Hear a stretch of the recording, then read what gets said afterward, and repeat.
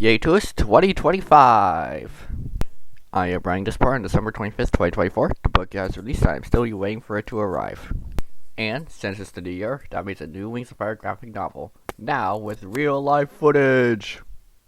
On the lead up to the release, I reread Escaping Peril, which went into a full review of Arc 2 and the graphic novels. I have still yet to finish the winglets.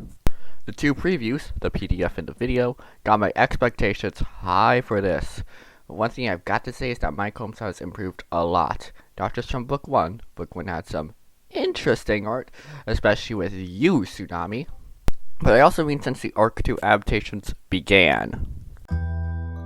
Now, for a quick review on the cover.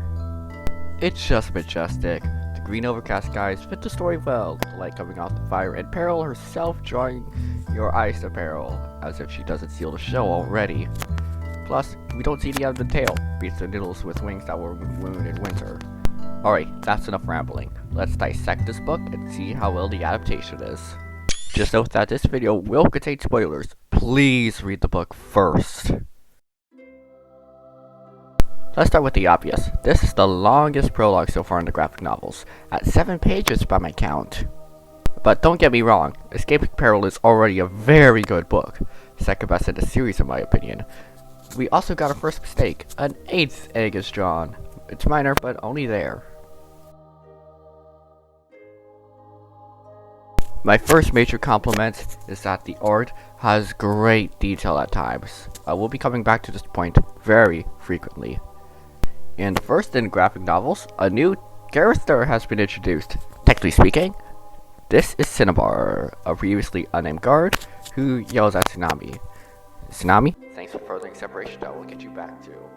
Another compliment to detail was the reveal that Glory's head was fake, possibly one of the most detailed animus transformations. We also get to return the chibi dragons and the thoughts, something we only see in book 1 and technically 6.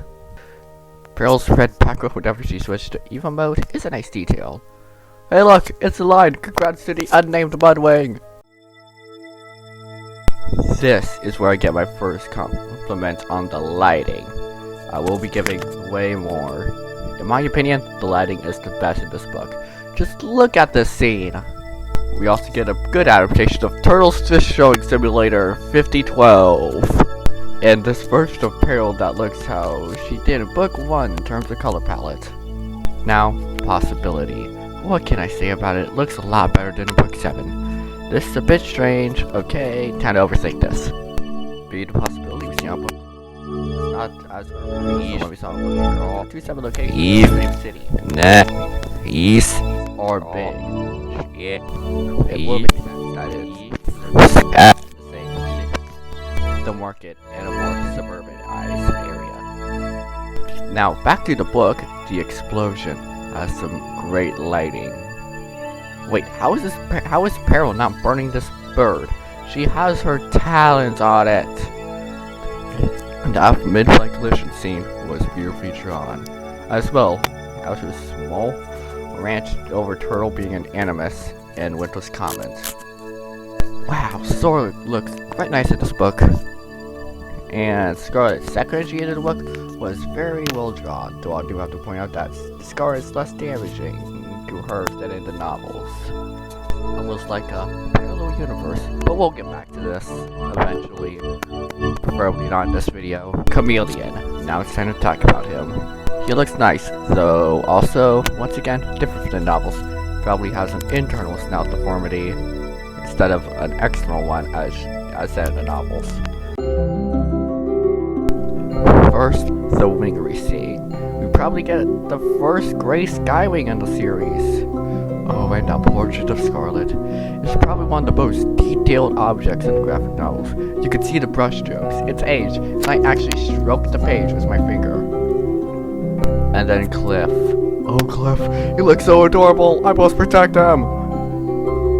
And enter Vermilion, the latest book 1 character to get a change in how he's drawn. This time with a different shade of red. I said it once, I'll say it again. The lighting is perfected here in this book. Did I mention the art is great? Yeah, the art is great. This is like the 4th time I talk about lighting, but man, that scene where Peril is about to kill Scarlet. I want to see Mommy kill Grandma. He said it. He said the line.